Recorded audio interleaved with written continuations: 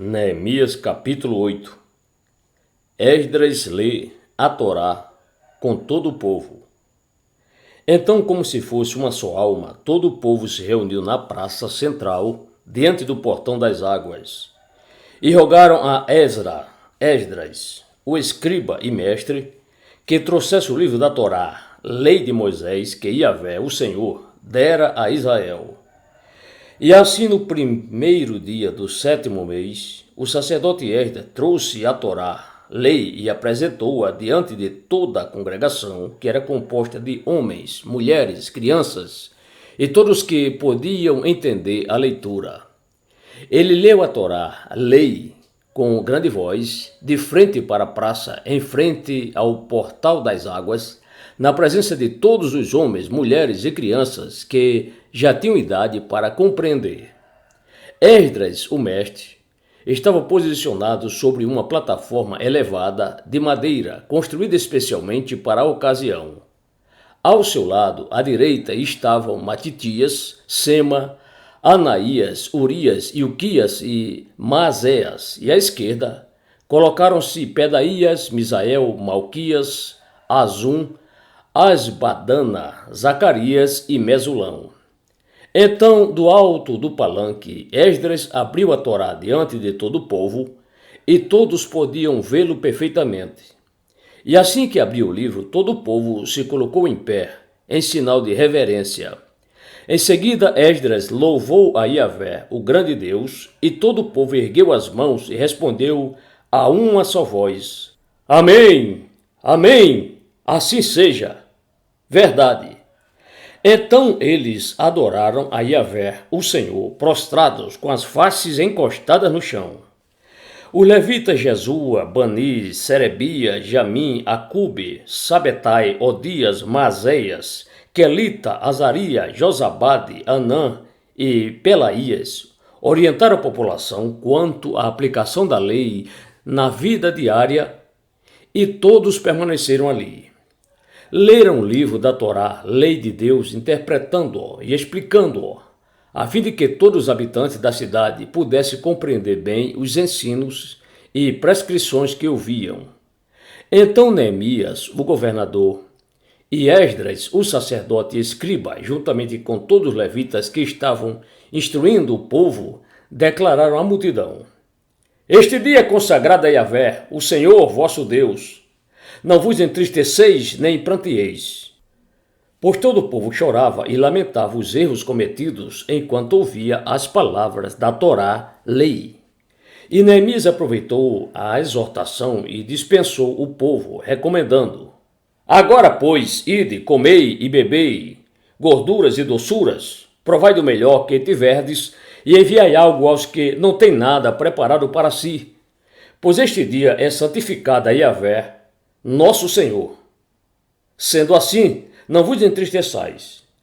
Então os levitas acalmaram todas as pessoas da assembleia, explicando: Acalmai-vos e ficai em paz, porquanto este dia é santo. Não vos aflijais nem vos amedrontais.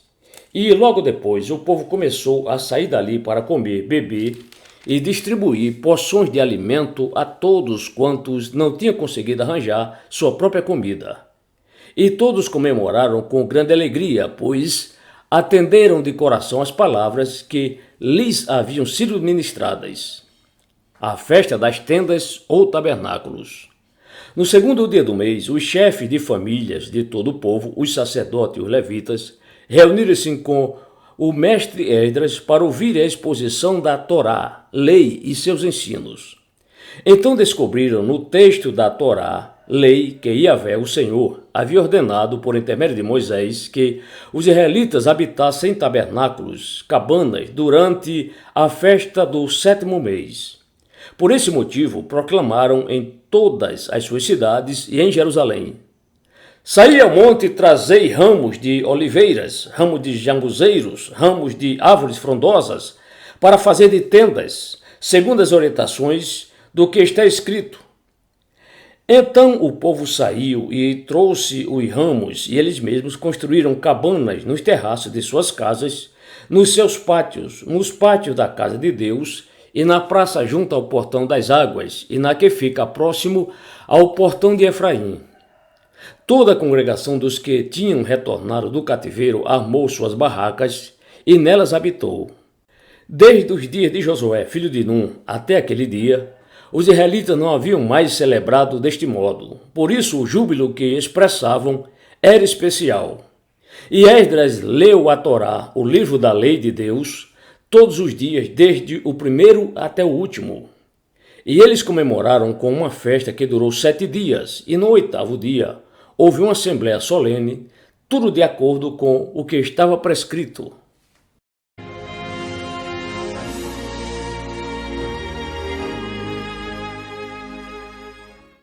Neemias capítulo 9. Confissão e pacto de perdão. No dia 24 deste mês se ajuntaram os filhos de Israel sob jejum e vestidos de pano de saco e terra jogada sobre as cabeças em sinal de humilhação e arrependimento. E os de ascendência israelita se separaram de todos os gentios, estrangeiros, colocaram-se em pé e confessaram todos os erros, pecados e perversidades dos seus pais, assim como as suas faltas pessoais. Postaram-se de pé, cada um no seu lugar, leram atentamente o livro da Torá, a lei de Yahvé, seu Deus, durante toda a 4ª parte do dia, e passaram outras 3 horas reconhecendo e confessando humildemente seus pecados, enquanto adorava o Senhor, o seu Deus.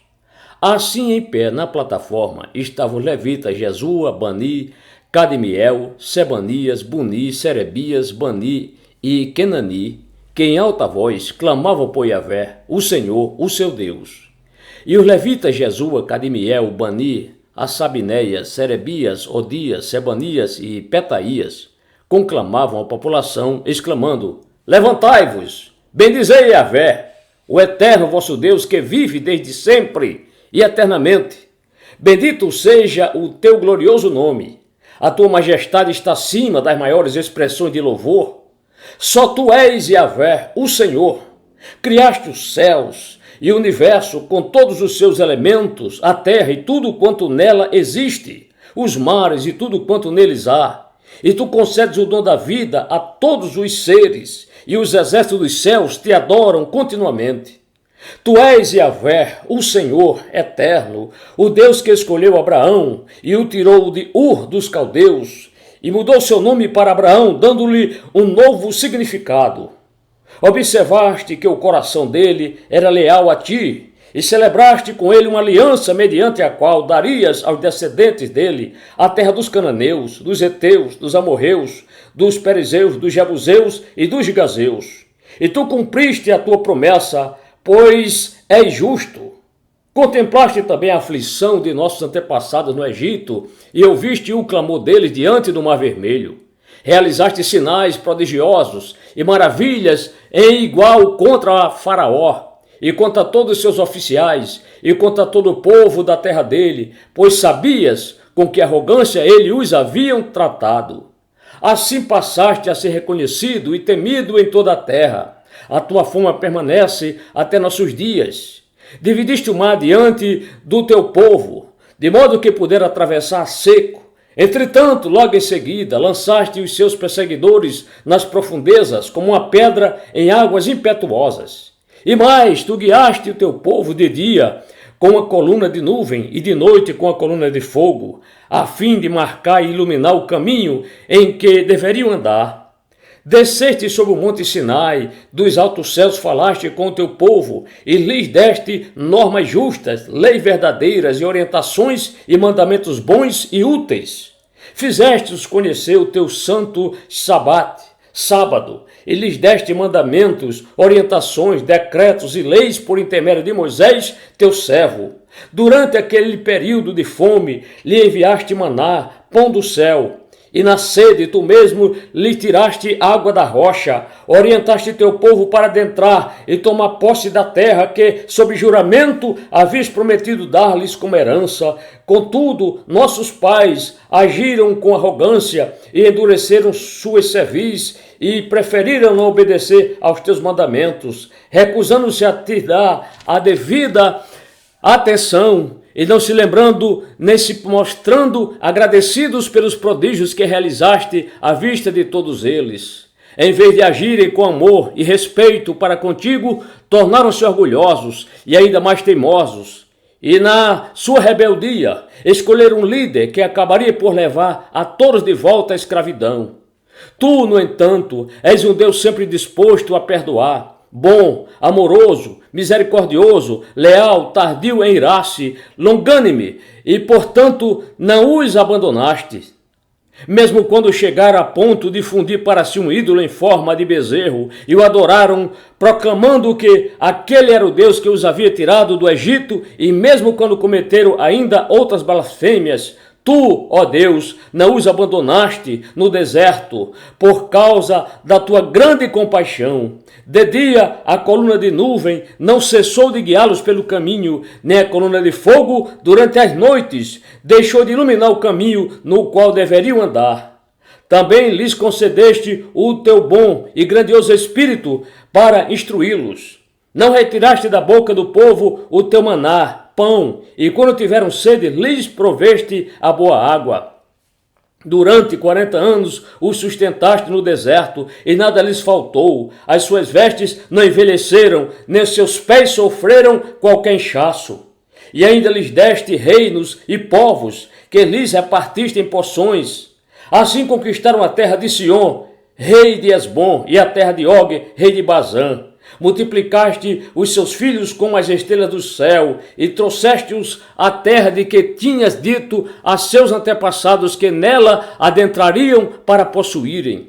Entraram os filhos e tomaram posse da terra. Abateste perante eles os habitantes da terra, os cananeus, e os entregaste nas mãos, como também os reis e os povos da terra, para fazerem deles conforme a sua vontade. Conquistaram cidades fortes e terra fértil, e tomaram casas repletas de toda espécie de bens e provisões, cisternas já cavadas, vinhas e olivais, e muitas árvores frutíferas. Assim eles comeram, fartaram-se e engordaram, e aproveitaram todas as coisas boas que lhes deste pela tua incomensurável bondade. Ainda assim teimaram em ser desobedientes e se rebelaram contra a tua pessoa. Deram as costas para a tua santa Torá, lei. Mataram os teus profetas, que os tinham admoestado e advertido, a fim de que se voltassem para ti, e te fizeram ofensas abomináveis. Por esse motivo os entregaste nas mãos de seus inimigos, que os oprimiram. Mas quando foram humilhados, clamaram a ti. Dos céus tu os ouvistes, e na tua grande misericórdia concedeste-lhe libertadores, que os livraram das mãos de seus inimigos. Todavia, assim que voltavam a se sentir seguros, em paz e descansados, tornaram a pensar e praticar tudo o que é mau e reprovável diante de ti. Então os abandonavas às mãos de seus inimigos, para que dominassem sobre eles e os castigasse. E quando novamente clamavam a ti dos céus, tu os ouvias, e na tua grandiosa compaixão os livravas vez após vez. Tu os advertiste a fim de que retornassem à tua Torá, lei. No entanto, eles insistiram em sua arrogância e desobedeceram aos teus mandamentos. Pecaram contra as tuas ordens expressas, pelas quais o homem vive se lhes obedece de todo o coração. Cheios de teimosia e insensatez, te viraram as costas, tornaram-se, portanto, inflexíveis e se negaram a dar-te ouvidos. Contudo, durante muito tempo, foste paciente com eles. Por teu espírito, por intermédio dos teus profetas, os advertiste. Todavia, não te deram ouvidos nem atenção, de maneira que tivesse de entregá-los nas mãos dos povos limítrofes. Graças, porém, à tua grandiosa misericórdia, não os destruíste por completo, pois és Deus bondoso e generoso. Agora, pois, nosso Deus, ó portentoso, amoroso, justo, temível e leal, a tua aliança e misericórdia, não fiques indiferente a toda a aflição que se abateu sobre nós, sobre nossos reis e sobre os nossos líderes, sobre os nossos sacerdotes e sobre os nossos profetas, assim como sobre os nossos antepassados e sobre todo o teu povo, desde a época dos monarcas da Assíria até estes nossos dias. Em tudo que nos sobreveio, agiste com todo amor e justiça, procedeste com lealdade para conosco, mesmo quando fomos infiéis a ti. Nossos reis, chefes, comandantes, líderes, sacerdotes e nossos pais não seguiram o que ensina a tua santa Torá, lei, não escolheram ouvir e obedecer os teus mandamentos, nem as tuas demonstrações e advertências que claramente lhes comunicaste. Mesmo quando estavam no reino deles, desfrutando da tua grande amabilidade, na terra espaçosa e fértil que lhes entregastes, eles não te serviram, nem abandonaram os seus maus hábitos e caminhos enganosos. Eis que hoje estamos, uma vez mais, escravos e escravos na própria terra que concedeste aos nossos antepassados, para usufruírem dos seus frutos e de todas as boas dádivas que brotam da terra. Por causa dos nossos pecados, a sua abundante e valiosa produção agora é entregue aos reis que colocaste sobre nós. Eles mandam sobre a vida de cada um de nós e são proprietários de nossos bens e rebanhos. Agem como bem lhes parece, e nossa humilhação e tristeza não têm limites. Considerando, portanto, tudo isso, decidimos estabelecer um pacto por escrito e assinado por nossos príncipes, líderes, assim como por nossos levitas e sacerdotes.